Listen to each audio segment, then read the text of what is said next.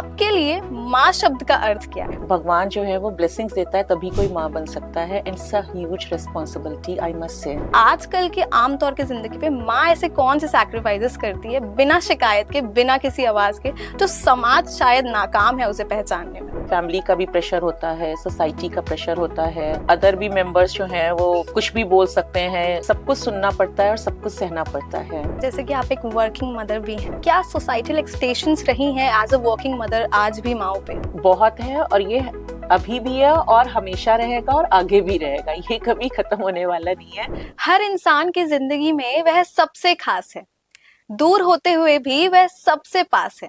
जिसकी दुआओं के सामने मौत का सर झुक जाए वह और कोई नहीं, सिर्फ माँ है।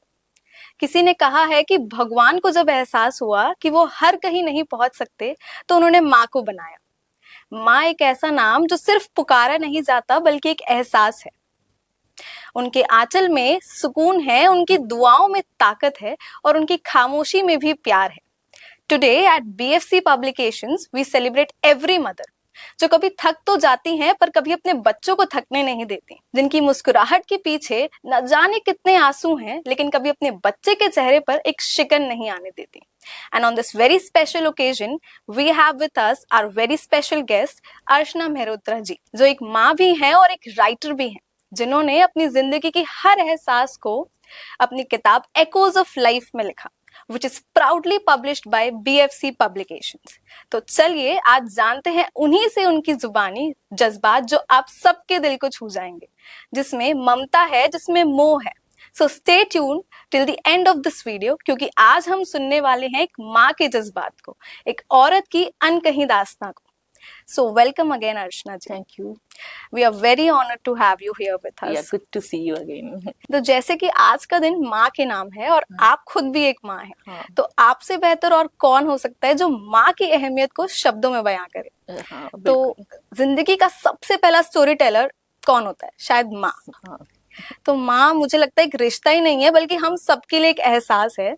तो मैं आपसे जानना चाहूंगी कि आपके लिए माँ शब्द का अर्थ क्या है, कैसे आप माँ शब्द को डिफाइन करती हैं? सबसे पहले तो it's a blessings given by God, मतलब भगवान जो है वो ब्लेसिंग्स देता है तभी कोई माँ बन सकता है, and it's a huge responsibility I must से।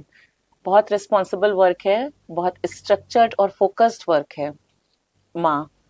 तो मेरे हिसाब से तो हम इसको ऐसे ही डिफाइन करना चाहेंगे। सही कहा आपने कि माँ का काम बहुत रिस्पॉन्सिबल वाला हाँ। होता है और उनका प्यार ऐसा होता है कि जो कभी लफ्जों में हम बयान नहीं कर सकते। लफ्जों से बहुत परे होता है उनका प्यार।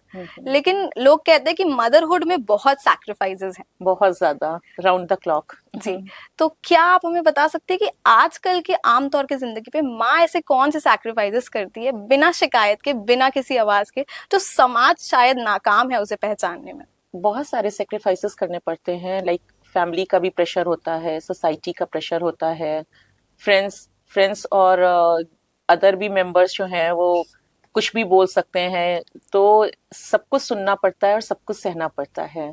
लेकिन सब कुछ सुन के और डेफ बनना पड़ता है और एकदम प्रायोरिटी पे वर्क करना पड़ता है अपने बेटे पे। यही कहना चाहेंगे कि नहीं, उनको बहुत कंसीडर नहीं करना चाहिए उन चीजों को। जो माँ अपने बच्चे के लिए सबसे बड़ा सैक्रिफाइस क्या करती है आपके अकॉर्डिंग?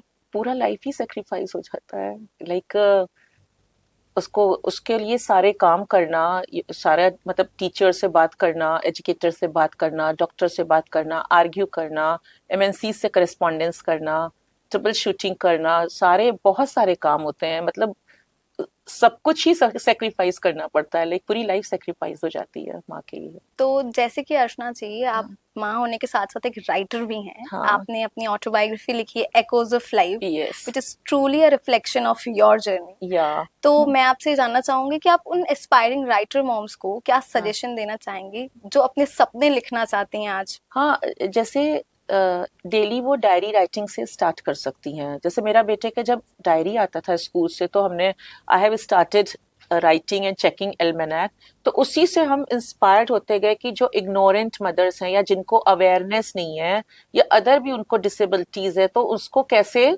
ओवरकम किया जा सकता है या रिड्यूस किया जा सकता है, कैसे इन बच्चों को नॉर्मल मेन स्ट्रीम में ला सकते हैं। तो मेरा ये सजेशन है उन मदर्स के लिए कि जब बच्चों से काम ओवर हो जाता है या फ्री हो गए या वो सो रहे हैं, उस टाइम वो अपना वर्क 1 घंटे के लिए या 2 घंटे के लिए दे के ये काम स्टार्ट कर सकती हैं। और ये उतना भी टफ नहीं है जितना टफ लगता है, मतलब वो कर सकते हैं, ऐसा नहीं है कि नहीं कर सकते हैं। यही मेरा सजेशन है। तो जैसे कि आप एक वर्किंग मदर भी हैं, हाँ, तो लेकिन आजकल की सोसाइटी में वर्किंग मदर्स के ऊपर बहुत सोसाइटल बहुत प्रेशर है। Huge pressure. तो आपके अकॉर्डिंग क्या सोसाइटल एक्सपेक्टेशंस रही हैं एज अ वर्किंग मदर आज भी माओ पे? बहुत है, और ये अभी भी है और हमेशा रहेगा और आगे भी रहेगा, ये कभी खत्म होने वाला नहीं है। अपना ही हम लोगों को लाइक माइंडसेट चेंज करना पड़ेगा, बिलीफ सिस्टम्स चेंज करने पड़ेंगे। राइटर के साथ ही हमने अपना एक वेंचर भी स्टार्ट किया है, dailymartforyou.in। आप उसको चेक कर सकते हैं। तो जैसे पार्क की जो लिसनिंग डिवाइसेस हैं या बैटरीज हैं या असिस्टिव लिसनिंग डिवाइसेस हैं, स्पेशल डिवाइसेस हैं, वो भी उस पे अवेलेबल है। तो ये एक एम्पावरमेंट भी एक तरह से हो गया, लाइक मदर के लिए भी, कि बेटे पे काम करते करते ये भी एक उनको बेनिफिट हो सकता है कि वो अपने को ऑक्यूपाई कर सकते हैं इससे। यही सजेशन हम देना चाहेंगे। तो प्लीज सब लोग जरूर चेक करें dailymartforyou.in। सो मैम, आपकी जो ऑटोबायोग्राफी है एकोज ऑफ लाइफ, यस। उसमें आपने अपने बच्चे और अपने बॉन्ड के बारे में बहुत बखूबी से लिखा है। हाँ। और उसमें आपने ये भी बताया कि the Partha has hearing impairment. Yes. तो जब आपने माँ सिंस के बर्थ। यस जब आपने माँ के रूप में उस जर्नी में आई आप, तो क्या चैलेंजेस आपने फेस करे? और आप उन पेरेंट्स को जो आज एक हियरिंग इम्पेयर्ड चाइल्ड के पेरेंट्स हैं, तो आप हाँ, उनको क्या सजेशन देंगे कि वो कैसे इससे टैकल करें? सबसे पहले तो मोराल अपना बना के रखें और पैनिक मतलब बिल्कुल ना हो, क्योंकि आजकल मेडिकल इतना ज़्यादा एडवांस हो चुका है और इतने ट्रीटमेंट्स आ चुके हैं। गवर्नमेंट की भी बहुत अच्छी स्कीम्स आ चुकी हैं। सबसे पहले बच्चे को हेयरिंग एड देना बहुत ज़रूरी है, उसको एम्पलीफिकेशन देना ज़रूरी है। जैसे हमने भी अपने बेटे को डायरेक्ट सर्जरी नहीं कराई थी, पहले हमने उसको हेयरिंग एड्स ही दिए थे ऑडियोलॉजिकल एवेल्युएशन के साथ। और बच्चों से थोड़ा ज़्यादा काम करना पड़ता है साथ में, और उनको साउंड्स बहुत देनी चाहिए round the clock till waking hours. जब तक वो जग रहे हैं तब तक उनसे बात करनी चाहिए। उनको एल्बम्स वगैरह दिखा के कि ये रिलेटिव्स है, ये चाचा है, ये नाना है, ये मामा है, उनकी ऑडिटरी मेमोरी में इंफॉर्मेशन होनी चाहिए। So I have done few correspondence courses as well for my son. जैसे जॉन ट्रेसी क्लिनिक है लॉस एंजलिस का, तो वो पेरेंट्स के लिए करस्पॉन्डेंस कोर्सेज स्टार्ट करते हैं। वो पेरेंट्स यहाँ से भी बैठ के, घर से बैठ के स्टार्ट कर सकते हैं। फिर उनको एल्बम्स वगैरह दिखाना चाहिए। और मैक्सिमम साउंड्स, मैक्सिमम मैंने 10,000 साउंड्स अपने बेटे को इंट्रोड्यूस करी थी कि कैसे लाइक बैकग्राउंड नॉइज होती है, या जब वो स्कूल भी जा रहा होता तो उसकी गाड़ी में भी चैंट्स वगैरह बज रहे होते थे। तो बेसिकली ऑडिटरी ट्रेनिंग बहुत इंपॉर्टेंट है, ये हम सजेस्ट करना चाहेंगे। और उसके बाद डॉक्टर से या सर्जन से, या depending upon the degree of hearing losses कि कितना हेयरिंग लॉस है, सीवियर टू प्रोफाउंड है, उसमें उसको कॉकलियर इम्प्लांट लगता है, मशीन सर्जरी करके लगाई जाती है, और उसके बाद उसका थेरेपी और मैपिंग वगैरह स्टार्ट होता है। तो it's a long process I must say, but no other option, वो करना ही है। इसलिए उतना टाइम लगता ही लगता है। और उसके बाद उसका हमने तो उसके समर जो ब्रेक्स होते थे वो भी बहुत यूटिलाइज किए हैं, कि जैसे सिलेबस की डबल कॉपीज ले ली स्कूल से, और सेल प्रोग्राम में जाके उसको पहले समर हॉलीडेज में, समर कैंप्स में उसका सिलेबस प्रिपेयर करा दिया, जिससे वो क्लास में पीछे ना रहे। सो जैसे होता है ना रिमीडियल रीइंफोर्समेंट, कि बच्चे ऐसे बच्चों को क्लास में बैक सीट दे देते हैं या कुछ कर देते हैं। तो my son was through out first division, मतलब उसने भी बहुत ज़्यादा कोऑपरेट किया। उसने भी बहुत सारे हॉलीडेज वगैरह में सब एकेडमिक्स पे ज़्यादा प्रेशर रखा। तो पेरेंट्स ये कर सकते हैं कि जो ये समर ब्रेक आता है ना, इसको बहुत यूटिलाइज करना चाहिए, पहले से ही बिल्कुल। बच्चों को प्रिपेयर करवा के भेज दें, तो एजुकेटर्स को भी बहुत ज़्यादा ईज हो जाती है ना डेवलप करने के लिए। और कुछ स्पेशल कमांड्स उनको सिखा दिए जाते हैं, रेज योर हैंड और आस्किंग परमिशन कि मुझे मतलब वॉशरूम जाना है। फ्रेजेस, स्पेशल फ्रेजेस उनको इनपुट्स दिया जाता है, so that it can be possible. तो अर्चना जी, आप अगर कुछ हमारे उन पेरेंट्स को सजेस्ट करना चाहें जो हियरिंग इम्पेयर्ड चाइल्ड के पेरेंट्स हैं, कुछ हाँ, रिसोर्सेज जिससे वो अपने चाइल्ड को आगे हेल्प कर सके पढ़ने में? हाँ, श्योर, व्हाई नॉट। लाइक पहले तो auditory listening is very important, जितना उन्हें मैक्सिमम ऑडिटरी इनपुट्स दे सकते हैं उतना देना चाहिए। राइम्स के बारे में story telling workshops, maximum story tellings. और उसके बाद no lip reading, no sign language, मतलब उससे फिर वो एकदम उनका फोकस हट जाता है, और वो फ्लैश कार्ड के थ्रू भी टीचिंग्स करनी चाहिए, लाइक कलर्स के बारे में, फ्रूट्स, वेजिटेबल्स, एनिमल्स। तो आजकल इतने अच्छे अच्छे रिसोर्सेज आ गए हैं कि वो देख के भी, और कई बच्चे होते हैं जो किनेस्थेटिक लर्नर होते हैं, कुछ ऑडिटरी वर्बल वाले होते हैं जो सुन के सीखते हैं, कुछ क्लास में बच्चे घूमते रहते हैं। तो इसलिए आजकल बहुत रिसोर्सेज अवेलेबल हैं, इसलिए बिल्कुल अपना मोराल लूज नहीं करना चाहिए, एंड एवरीथिंग इज पॉसिबल। बिल्कुल, मुझे थैंक लगता है यू। काफी इंस्पायरिंग रहेगा थैंक उन यू। पेरेंट्स के लिए जो इस hearing impaired my children son के हैज साथ गॉट इस एन जर्नी अवार्ड में। As well. वो while making pizza non gas cooking सिखानी चाहिए, इंडिपेंडेंट उनको करना है ना हम लोगों को, क्योंकि पेरेंट्स तो हमेशा नहीं साथ में रह सकते हैं, तो वो इसलिए उनको नॉन गैस कुकिंग का भी कॉन्सेप्ट देना पड़ता है। तो उसने एक कंपटीशन, उसमें उसको अवार्ड मिला था इटली से, that is okay, available wow. On YouTube as well.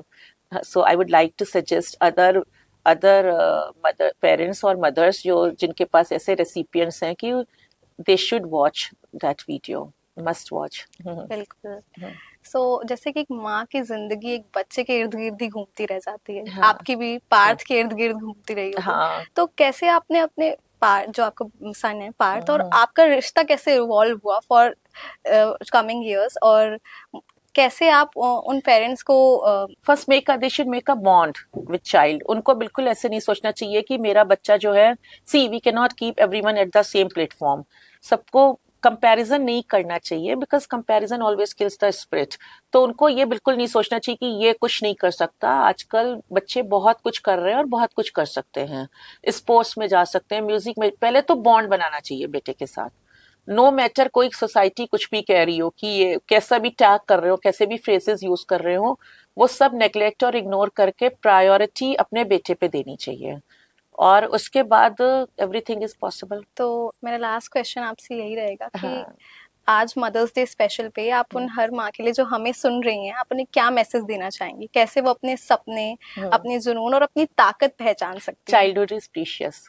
तो एवरी मदर को अपने बच्चे को उतना टाइम देना चाहिए, ब्लेम गेम में नहीं जाना चाहिए कि कौन क्या कह रहा है क्या नहीं कह रहा है। आजकल स्कूल और एजुकेटर्स, स्पेशल एजुकेटर्स, इतनी फैसिलिटीज हो गई हैं और इतनी अवेयरनेस हो गई है, तो उन सबको कंसीडर करके अपने बच्चे के साथ वर्क करना चाहिए, और उसका रिजल्ट डेफिनेटली दिखेगा, because it's a miraculous machine.